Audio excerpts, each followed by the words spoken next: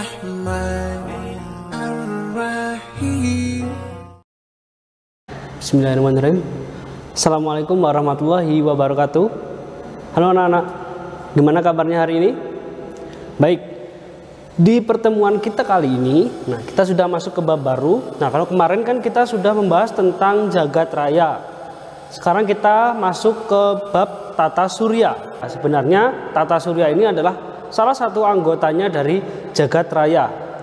Tata surya kita terletak di galaksi Bima Sakti. Pertemuan kali ini kita akan membahas tentang teori pembentukan tata surya dan juga matahari.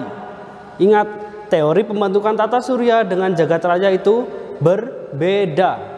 Oke, bagaimana keseruan materinya? Simak terus video Ustadz. Kita masuk ke materi. Perlu kalian ketahui bahwa para ilmuwan itu percaya bahwa pembentukan jagat raya itu melalui teori Big Bang. Tapi itu hanya sebuah teori saja. Oke, sekarang kita masuk ke teori pembentukan tata surya. Ada beberapa teori pembentukan tata surya yang berbeda dengan teori pembentukan jagat raya. Teori yang pertama adalah teori nebula. Teori ini dikemukakan oleh Immanuel Swedenborg dan Immanuel Kant. Teori ini menyatakan bahwa tata surya terbentuk dari matahari raksasa yang mengalami penyusutan dan berputar semakin cepat sehingga cincin-cincin gas serta es terlontar di sekitar matahari. Adanya gaya gravitasi yang membuat gas-gas tersebut memadat. Kemudian gas-gas tersebut mengalami penurunan suhu sehingga membentuk sebuah planet. Bisa dilihat gambar di samping Ustadz ya. Awalnya ada sebuah kabut besar, ya, kabut nebula.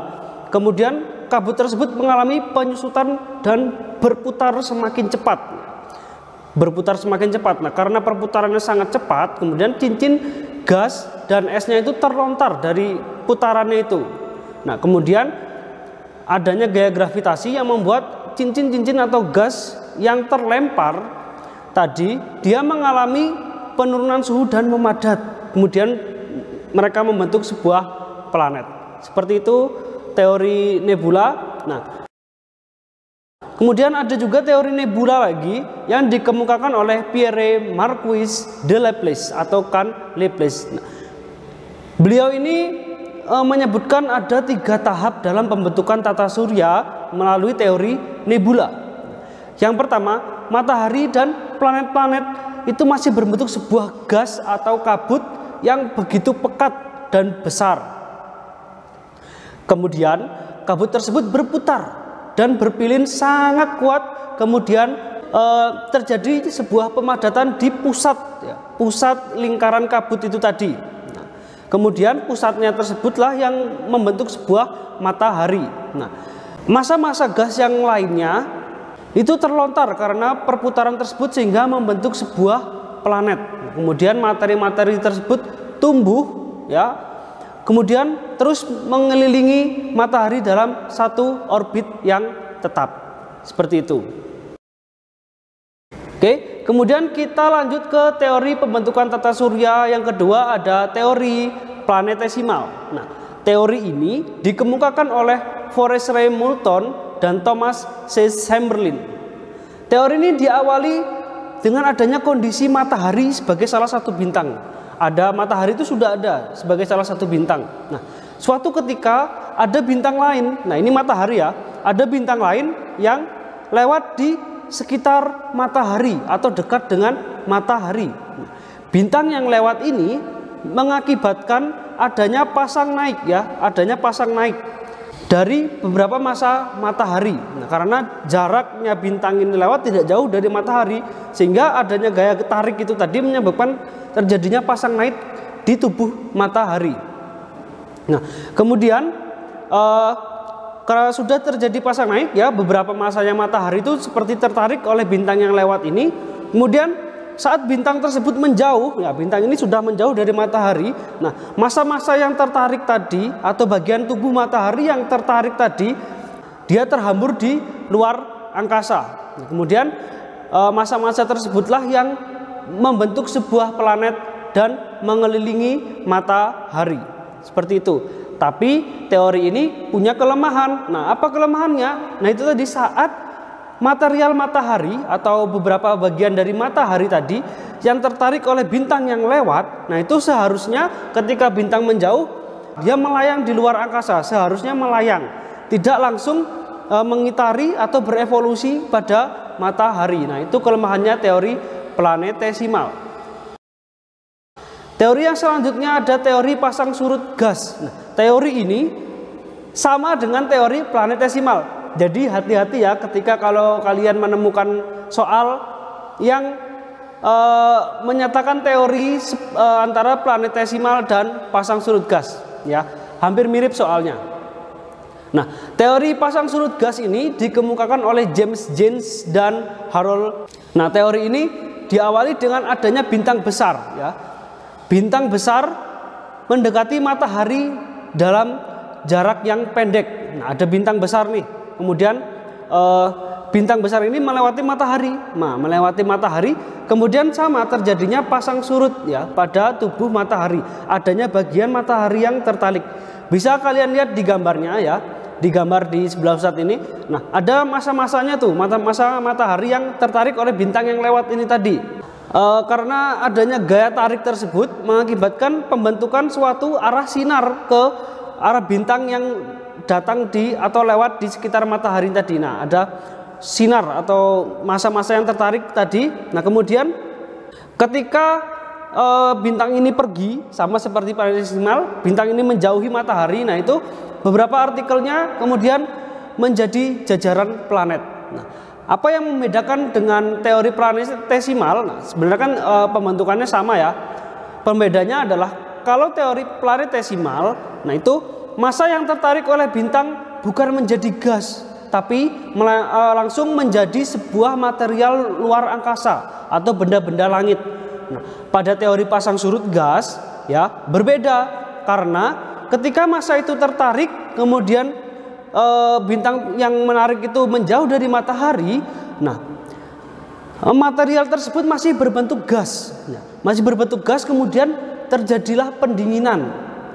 Setelah pendingin kemudian barulah dia membentuk sebuah planet seperti itu ya. Jadi pembedanya antara teori planetesimal dan pasang surut gas, kalau planetesimal setelah tertarik tadi langsung menjadi material-material benda langit atau luar angkasa ya, menjadi material-material luar angkasa. Nah, sedangkan kalau pasang surut dia menjadi gas dulu, menjadi sebuah gas, kemudian gas tersebut mengalami pendinginan, kemudian memadat, barulah membentuk sebuah planet atau benda luar angkasa. Diingat-ingat ya, seperti itulah pembedanya. Nah, lalu teori selanjutnya adalah teori bintang kembar atau ledakan bintang. Nah, teori ini diusulkan oleh R.A. Littleton. Seperti ini ceritanya. Nah, dahulu kala ada dua bintang kembar. Nah, kemudian salah satu bintang ini meledak. Kenapa kok meledak, Nak? Karena adanya bintang lain yang menabrak bintang tersebut sehingga bintang tersebut meledak. Kemudian ketika bintang satunya meledak, material ledakan bintang ini ditangkap oleh bintang satunya ya, ditangkap oleh bintang satunya karena adanya gaya gravitasi. Nah, setelah ditangkap, material-material tersebut membentuk sebuah planet dalam dan planet luar serta juga membentuk sebuah jalur asteroid seperti itu ya. Jadi awalnya bintang ini yang satu ini meledak. Nah, kemudian meledaknya karena tertabrak oleh bintang lain. Material-material ledakannya ditangkap oleh bintang yang tidak meledak. Kemudian bintang yang tidak meledak ini menjadilah dia matahari. Nah, material-material yang ditangkap tadi kemudian membentuk sebuah planet dan benda luar angkasa lainnya. Seperti itu. Kemudian teori selanjutnya ada teori bintang protoplanet atau awan debu. Nah, teori ini menyatakan bahwa adanya kabut dan debu di sekitar matahari. Nah, kemudian membentuk sebuah gumpalan. Hati-hati. Teori ini hampir sama dengan teori nebula, tetapi teori bintang protoplanet atau awan debu ini, dia kabutnya itu, kabut gas dan debunya itu membentuk sebuah gumpalan dulu. Ada gumpalan di sana. Nah, kemudian debu tersebut tertarik ke pusat gas. Nah, adanya pusat gasnya nih. Debu-debu tadi tertarik. Nah, dia tertarik. Setelah tertarik, terjadilah gerakan berputar, membentuk sebuah bola. Kemudian karena semakin cepat, dia membentuk sebuah cakram. Nah, putaran cakram yang semakin cepat itu membuat beberapa gumpalan terlempar. Nah, ya, gumpalan-gumpalan tersebut terlempar. Nah, semakin lama gumpalan tersebut kemudian memadat dan menjadi planet serta satelit yang dinamakan protoplanet. Nah, gambarnya bisa dilihat di samping Ustadz ya. Seperti itu, awalnya ada kabut dan debu, kemudian dia membentuk sebuah gumpalan dulu. Nah, setelah membentuk sebuah gumpalan, debu-debu tersebut tertarik. Dia tertarik ke pusatnya, kemudian memutar, membentuk bola, kemudian semakin cepat membentuk cakram. Nah, karena kecepatan berputarnya sangat tinggi, terlemparlah beberapa gumpalan-gumpalan debu itu tadi. Nah, kemudian barulah membentuk sebuah planet. Seperti itu. Yang terakhir ada teori Kuiper. Teori Kuiper ini menyatakan bahwa jagat raya itu terdiri atas formasi bintang-bintang. Nah, di dalam formasi tersebut ada dua pusat yang memadat dan kemudian berkembang dalam suatu awan antar bintang yang terdiri dari gas hidrogen. Nah, kemudian pusat yang lebih besar, ya, kan ada dua pusat tuh. Pusat yang lebih besar, nah itu tadi kemudian memadat menjadi bintang tunggal, yaitu matahari. Kemudian yang lebih kecil, nah itu diselimuti oleh kabut karena gaya tarik dari massa yang lebih besar.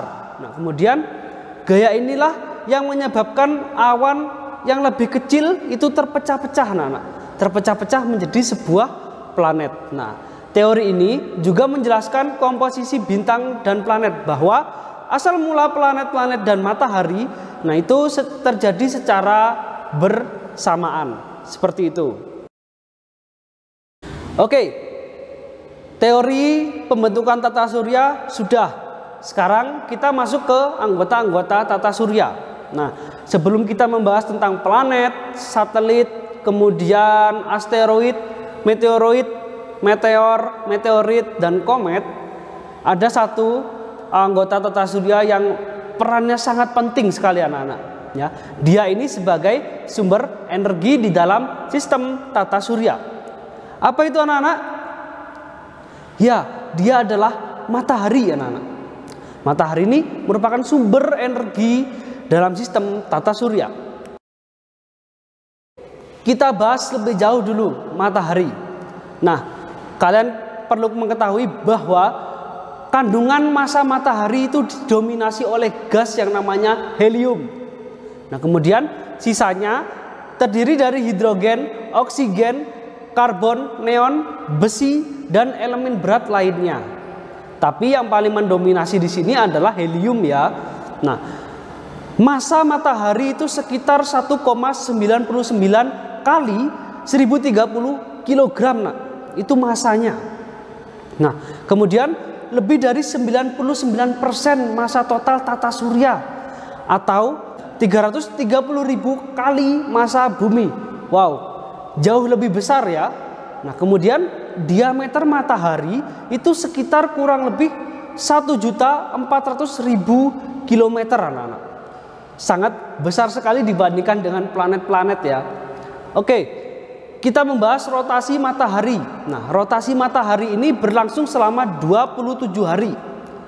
Kemiringan sumbu matahari sejauh 7,25 derajat dari sumbu orbit bumi. Kita bahas bagian-bagian matahari, ya. Nah, ini adalah gambar matahari, anak-anak. Jadi matahari itu memiliki bagian-bagian tertentu. Ada inti matahari, zona radiasi, zona konveksi, fotosfera. Nah, ada kromosfera, lalu ada korona, bukan virus, ya, beda. Kemudian ada kilau surya, prominens, dan lain sebagainya. Oke, kita bahas satu persatu. Yang pertama ada inti matahari. inti matahari atau pusatnya matahari.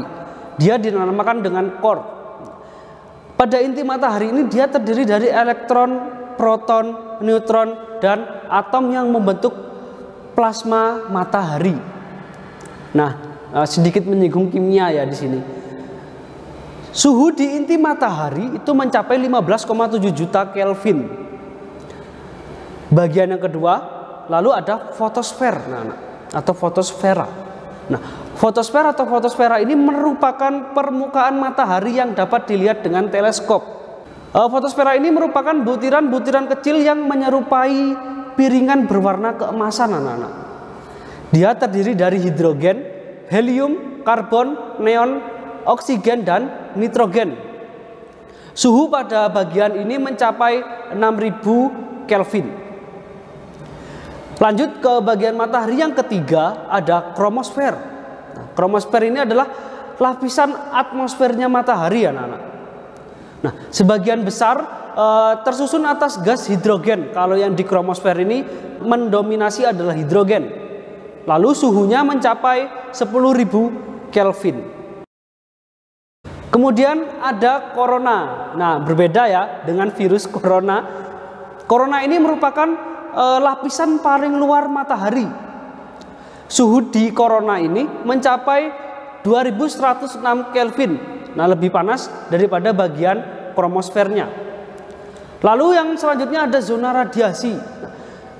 Fungsi zona radiasi ini adalah tempat untuk transformasi energi panas matahari dari inti matahari menuju ke seluruh permukaan matahari. Butuh waktu selama 170.000 tahun loh untuk melepaskan energi inti matahari agar dapat mencapai zona radiasi. Kemudian zona selanjutnya ada zona konveksi, anak-anak. Nah, zona konveksi ini terletak di luarnya zona radiasi. Fungsinya, zona konveksi ini merupakan tempat untuk menyalurkan atau merambatkan energi panas matahari dari inti ke permukaan matahari. Kalau radiasi tadi dia tempat transformasinya. Nah, kalau yang konveksi ini dia tempat untuk merambatkan energi panas matahari dari inti menuju ke permukaan matahari. Oke, bagian matahari sudah. Nah, sekarang ada aktivitas matahari. Matahari itu punya aktivitas. Nah, yang pertama ada granula, ya, atau gumpalan matahari. Granula ini adalah gumpalan-gumpalan yang ada di permukaan matahari karena adanya perubahan suhu yang sangat besar antara daerah panas dengan daerah dingin di permukaan matahari. Bisa kalian lihat di gambar yang di belakang tadi, ada granulanya ya. Dia berbentuk seperti gumpalan-gumpalan. Nah, granula ini terjadi selama 10 menit. Kemudian aktivitas yang kedua, ada bintik hitam matahari. Nah, bintik hitam ini juga ada ya di gambar tadi ya. Bintik hitam matahari. Bagian permukaan matahari yang suhunya lebih rendah sekitar 4.000 sampai 5.000 Kelvin dari suhu di sekitarnya karena adanya perubahan magnet di matahari. Fenomena itulah yang menimbulkan adanya bintik hitam pada matahari, anak-anak. Seperti itu. Kemudian aktivitas selanjutnya ada prominensa. Nah, prominensa ini merupakan semburan material matahari keluar yang jatuh kembali ke permukaan matahari. Jadi matahari itu dia menyemburkan material, kemudian material tersebut jatuh lagi ke matahari. Nah, semburan itu memiliki beberapa bentuk, anak-anak. Ada yang bentuknya pita, lalu ada yang bentuknya loop, ada yang berbentuk spiral, gunung, dan tabir. Ketinggian semburannya bisa mencapai 1,6 juta kilometer. Kemudian ada aktivitas semburan matahari flare. Nah, berbeda dengan yang tadi, dengan prominensa. Nah, kalau yang flare ini dia merupakan ledakan atmosfer matahari. Nah, jadi ada kayak ledakan. Nah, ledakan ini mengakibatkan semburan yang mempengaruhi semua atmosfer matahari. Ya. Nah, mempengaruhi atmosfer matahari yang terdiri dari fotosfer, korona, kemudian ada kromosfer. Nah, itu tadi. Kemudian aktivitas yang terakhir ada gerhana matahari.